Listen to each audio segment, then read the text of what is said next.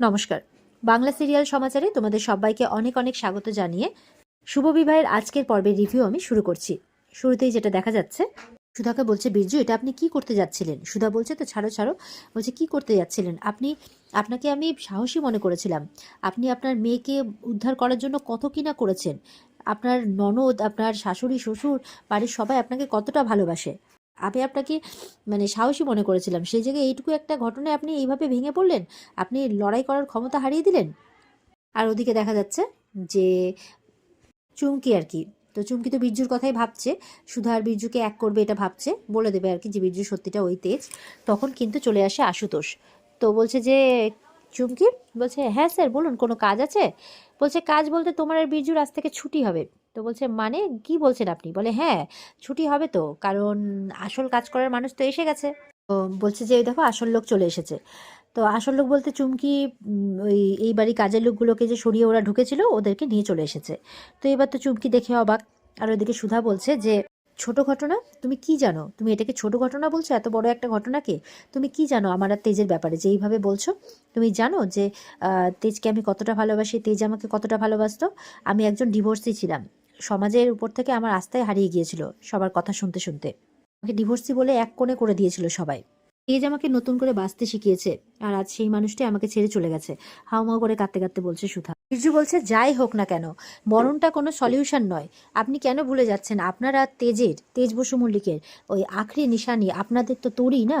তো তরির কি হবে? এক তো বাবাকে হারিয়েছে, তার মধ্যে ও মাকেও হারাবে। হ্যাঁ জানি, মানছি যে ওকে ভালোবাসার লোকের অভাব নেই, কিন্তু মা বাবার ভালোবাসা তো মা বাবারই ভালোবাসাই হয়।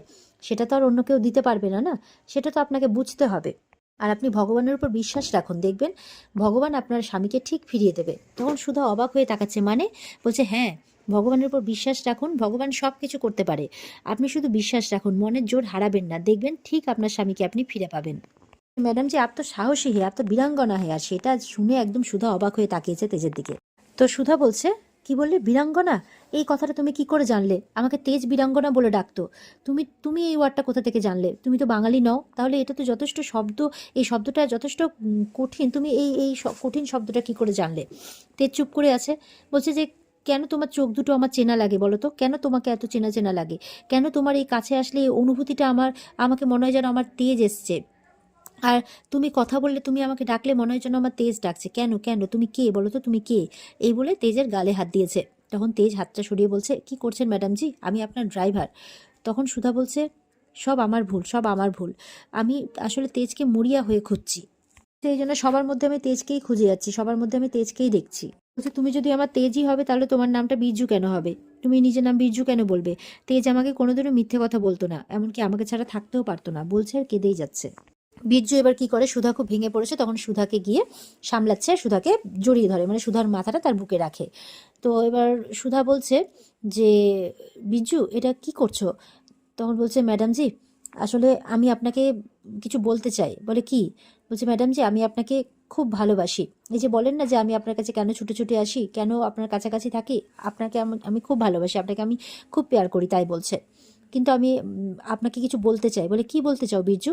বলছে যে ও সব কথা বলতে যাবে আর কি, যে চেনা চেনা লাগে বা ও নদীর জলে ডুবে ওকে পাওয়া গেছে, এইসব কিছু বলতে যাবে কি, দেখা যাচ্ছে কেউ একজন তাকে একটা ঘুষি মারে।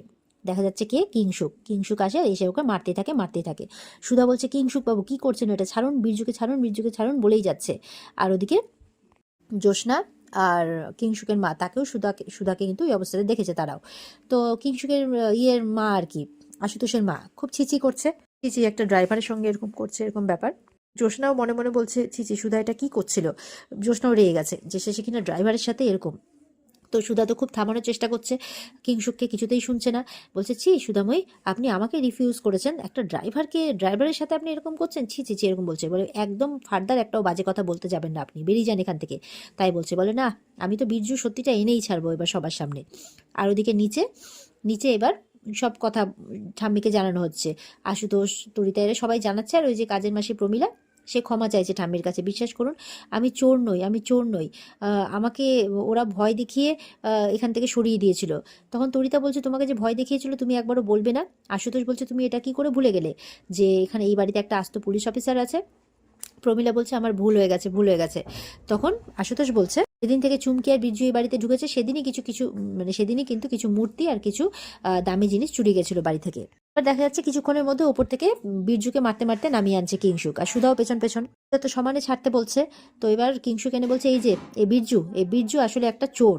সবাই তো শুনে অবাক, সুধাও এসছে। তুষের মা বলছে ছি ছি, আমরা যা দৃশ্য দেখে এলাম, ওখানে ড্রাইভারের সাথে জোরাজুরি করছে, ছি ছি ছি, এরকম বলছে। বিরজু বলছে না না, ঝুট আছে এইভাবে বলছে। তখন সুধা বলছে আশুতোষের মাকে, আপনি কোনো কিছু না জেনে শুনে এইভাবে আমার নামে অপবাদ লাগাচ্ছেন? তার মানে আপনি আমার বিরুদ্ধে ঠাম্মিকে এতদিন ধরে উস্কেছেন, যার জন্য ঠাম্মি আমার বিরুদ্ধে ওরকম সিদ্ধান্ত নিতে বাধ্য হয়েছে। বলে ছি ছি, তুমি ওরকম কাজ করবা আর আমি বলবো না, এরকম কথাবার্তা বলছে আর কি।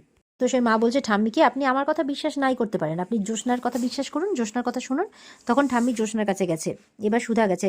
জ্যোৎস্না বলছে দিদি আমার কথাটা শোনো, তুমি যেটা ভাবছো সেটা একদম নয়। বলে না সুধা, এই ব্যাপারে আমি তোমাকে সাপোর্ট করতে পারবো না, আমি আমার ভাইয়ের জায়গায় অন্য কাউকে বসাতে পারবো না।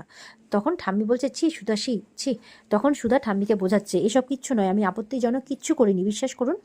আশুতোষের মা বলছে একজন বিধবা মানুষ কোথায় বিধবার পোশাক পরবেন, তা না করে একজন সধবার পোশাক পরে ঘুরে বেড়াচ্ছে।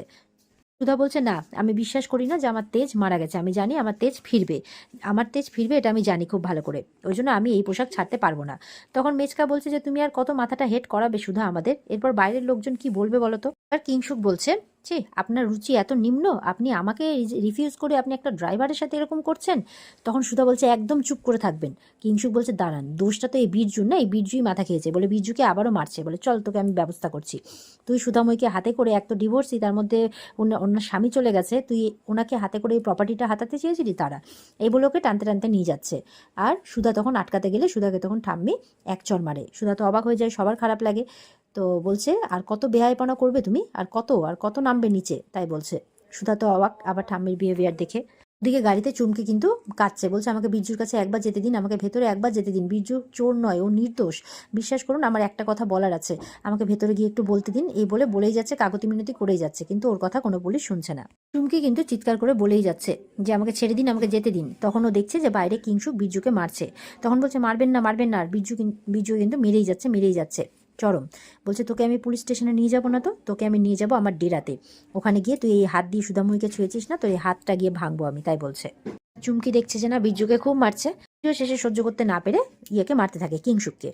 আর তখন বলছে মানে আরো মারবে কি, তখন বিরজুকে কালো কাপড় ঢেকে নিয়ে চলে যায় কিংশুকের লোক।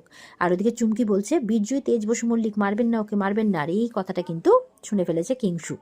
আর তখন সুধা এসছে দৌড়ে, সুধা বলছে কি ব্যাপার, তেজের নামে কিছু শুনলাম মনে হলো, কিন্তু ও কিন্তু শুনতে পায় না। আর এখানে আজকের পর্ব শেষ হয়ে যায়। তো এই ছিল আজকের পর্বের রিভিউ। ভালো লেগে থাকলে পর্বকে লাইক কমেন্ট করে জানাতে ভুলবে না, আর আমাদের সাথে জুড়তে চ্যানেলকে সাবস্ক্রাইব করতে ভুলবে না। দেখা হচ্ছে তোমাদের সাথে আগামীকালকে। সবাই খুব ভালো থাকবে। আজকের মতো পর্ব এই পর্যন্তই। টাটা।